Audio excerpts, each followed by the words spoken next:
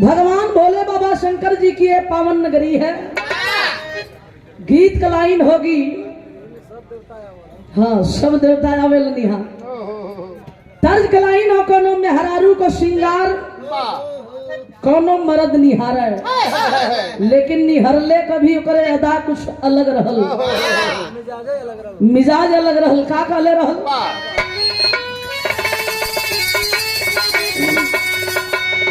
बंठन के निकलू जब बारी धनिया,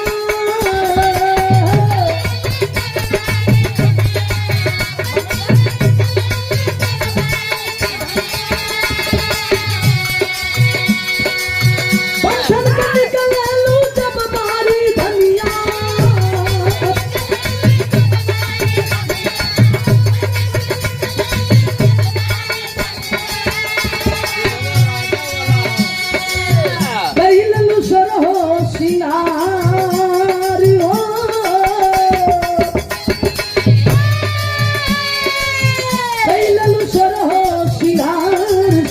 तोहरे पुतरी में नाही, शर्म तोहरे पुतरी में नाही, ताकलू घुघुटला के तारो, शर्म तोहरे पुतरी में नाही, के तारो शर्म तोहरे।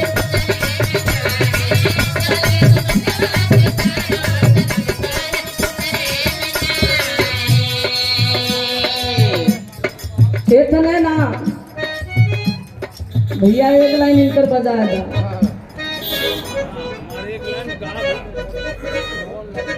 सर्दी में गमना,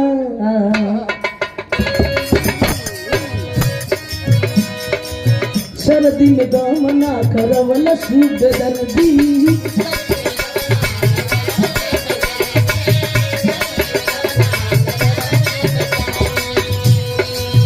अब ही न छूटना गमना हरदी।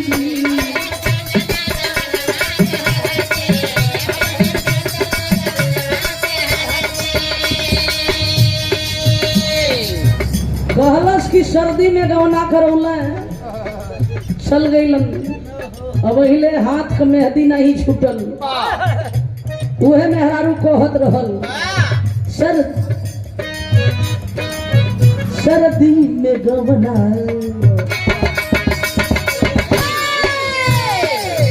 सर्दी में गवना करवल सूद दर्दी,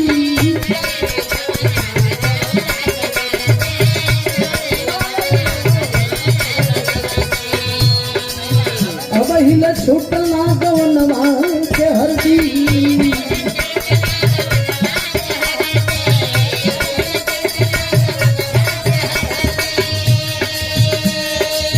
चार दिन रहल जियरा रह गइल हरी के, चार दिन रहल जियरा रह गइल हरी के, दिलवा ले गइले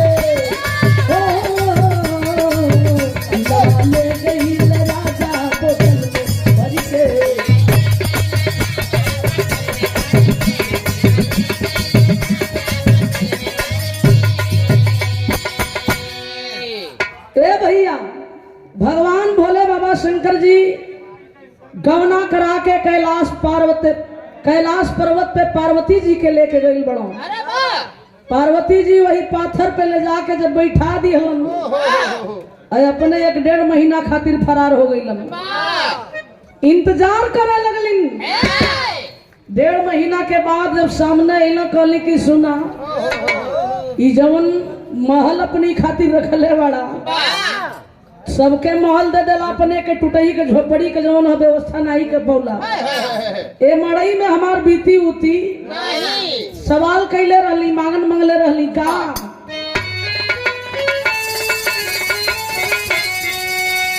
बोलली बचनिया हो गिरजा भवनिया,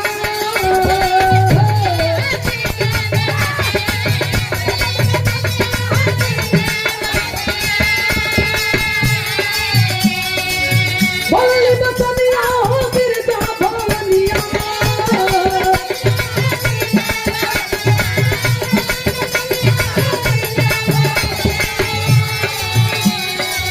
मनवा में सोच त्रिपुरारी हो,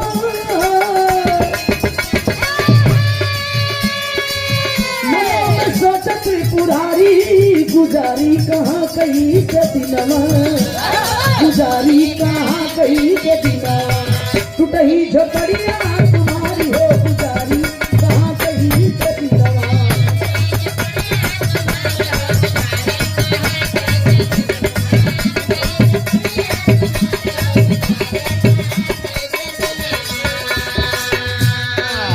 कहली कि हे प्रभु ये महल में ही तोहरी टूटही झोपड़ी में हमारा समय नहीं खे बीते वाला।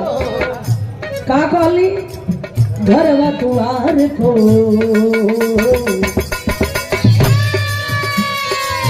घरवा दुआर कोई हमें बनवाना, घरवा दुआर कोई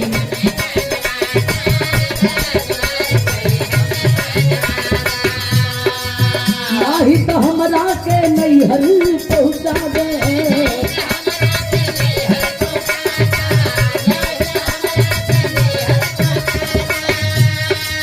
बनवा में ठनली ठनलिया जोगिनिया,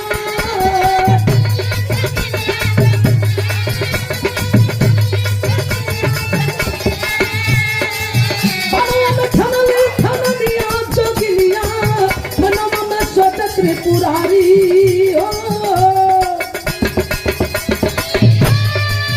मनवा में सोचत त्रिपुरारी गुजारी कहाँ कहीं के दिनवा, गुजारी कहाँ कहीं के दिनवा, टूटही झोपड़िया तुम्हारी हो गुजारी कहाँ कहीं के दिनवा।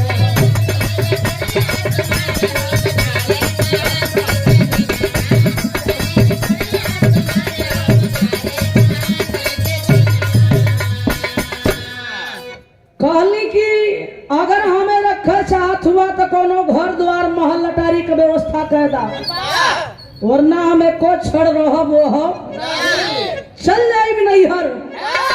भोलेनाथ सोचे लगला कि ये भाई जब ले खुश बाड़ी तब ले तो नीमन बा, जे दिन खिसिया के नैहर चली है तो मनावल हमरा खातिर मुश्किल हो जाई। विश्वकर्मा महाराज को आदेश दिए, समुद्र जी के तट पे महल बनाना शुरू कर दिए। और जब विश्वकर्मा महाराज महल बनावे शुरू कैलन, बन के महल तैयार भइल, पार्वती जी भगवान त्रिलोकीनाथ चलल हुवन देखे खातिर। तो गीत बदलत है बाबू।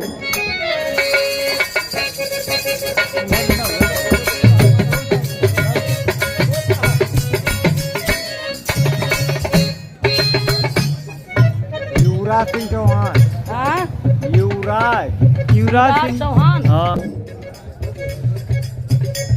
फोटो तो इतना निक लगौले हुआ सरदार जी कि सबका तो मान ला आँख हो खुलल है, जवाज के लगे हमारे आँख एकदम मुदा गई है। ई मंच का कार्यक्रम वो कहीं कर रहल है। खैर जो पा दिल लगा दिलन कोनो दिक्कत नहीं है। तर्जु है हम आज का ही परिवेश कहेला, अगर लड़की पढ़ल लिखल बिया तो ओकरा खातिर लड़का भी पढ़ल लिखल चाहिए। अगर अनपढ़ खोज देबा तो ना चल पाई। और वही तरह अगर लड़का पढ़ल लिखल बा लड़की अनपढ़ बे तबो ना चली। ऐसे ना चली कि लड़का मांगी वाटर तो मेहरारू जानत हुआ बहादुर मतीन रही तो का दई हाँ, ऐसे ना चल पाई। मेहरारू के उ लड़का समझावे का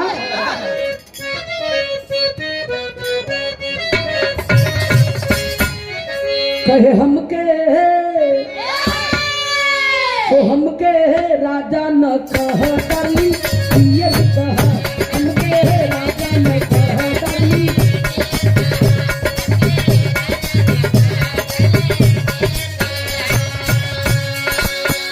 जब बुलावे के होई कम तू ही ये कहा,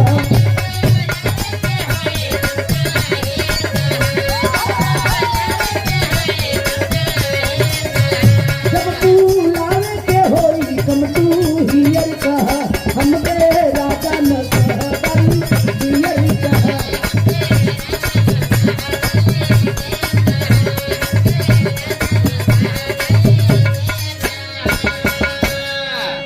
लेकिन महल जब देखे चलन तो वहां का दृश्य कैसन है वो देखी के तो देखी के गिरजा महल मुस्काए लगली देख के गिरजा महल मुस्काए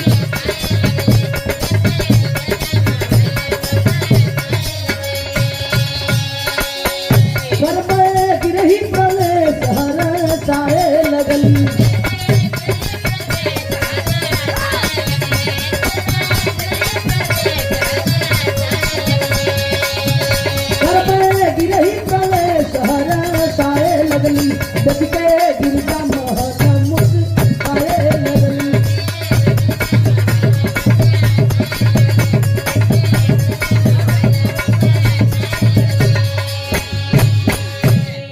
पार्वती जी देखली जब महल अति खुश भइली कली वाह प्रभु वाह जितना सुघर सोचलहु ना रहली ओहू से नीक महल बनवा दिहल दोनों प्राणी धड़धड़ा के अंदर प्रवेश कर चाहत हुन तबले विश्वकर्मा महाराज हाथ जोड़ के खड़ा हो गईलन अरे प्रभु बड़ा मेहनत कैले हैं महल बनावे में बड़ा परिश्रम लगल बा हमार कम से कम महल बने से पहले महल में प्रवेश करे से पहले पूजा पाठ करा लें ई तो आपे खातिर महल बनल हो कहला पूजा करावे बदे ब्राह्मण के नीक पड़ी कहला उत्तम खानदान पुलस्तकर नाती ता रावण घर दिया न उनसे नीक विद्वान कोई हो मुसाफिर कुमार जब पूजा करावा बदे रावण महाराज को बुलावा भई पूजा करा लेलो संकल्प छोड़ावे के बारी आई तो रावण के मनवा में लालच होए लगल कि महल बड़ा सुघर सागर बा ई महल अगर प्रभु हमारे जिंदगी में दे देता तो हमार जिंदगी बड़ा ऐशो आराम से महल में बीत जाई मनवा के बतिया प्रभु बूझ गई कहला ब्राह्मण देवता कुछ मांगे चाहत हुआ का कहला कि चाहत ना रही लेकिन सोचत है कहला कि सोचा मत खुल के बोला कहला कि यह सोचत नहीं प्रभु ई महल का हमारी जिंदगी मिल जाई तो हमारी जिंदगी बड़े ऐश्वर्याम से ए महल में बीत जाई प्रभु आओ देखला न तहा हाथ उठौला कहला यो मस्त जाओ ले लो जब ओहू के दान में दे दिहला माँ पार्वती जी जब सुनली और देखली तब पारा हाई हो गई क्रोधित हो गई गीत का हमारे आखिरी गीत है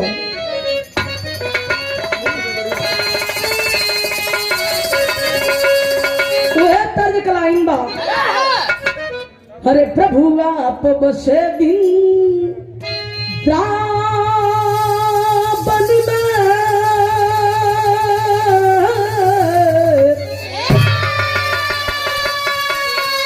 हो प्रभु आप बसे बिन बन में मेरी ऊपर गुजरी गई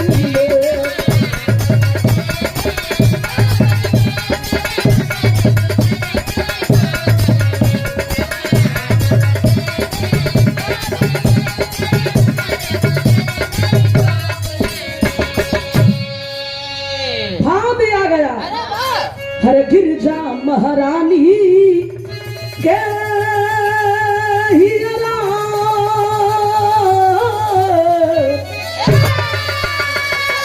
गिरजा महारानी के हीरा व्याकुल हो गयल गलिया में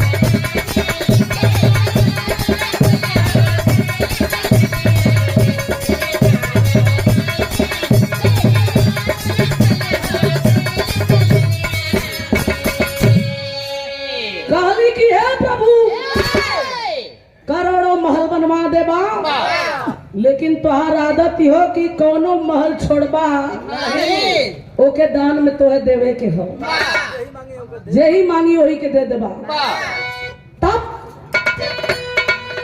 यह कहली अरे साजल सपना सब बिखर गई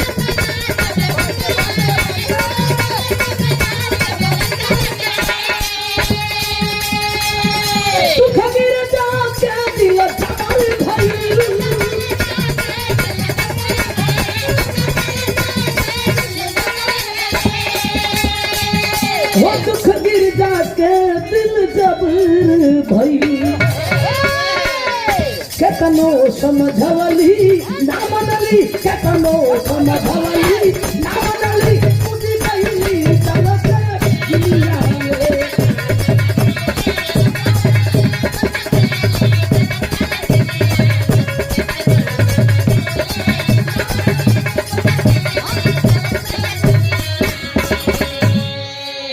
बहुत मनाने की कोशिश प्रभु किए लेकिन माँ पार्वती मन ली नहीं। बगल में कुंड में हवन के आग धू धू करके जलत रहल और वही कुंड में कूद पड़ली। अगर कूदली तो समय अइला पर बहेली के गीत के आखिरी कड़ी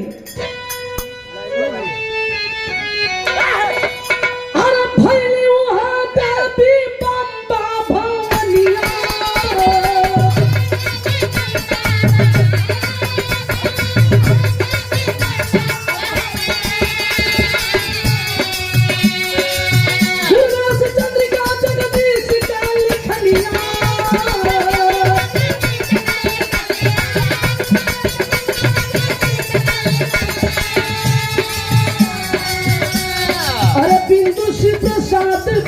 पुजारी हो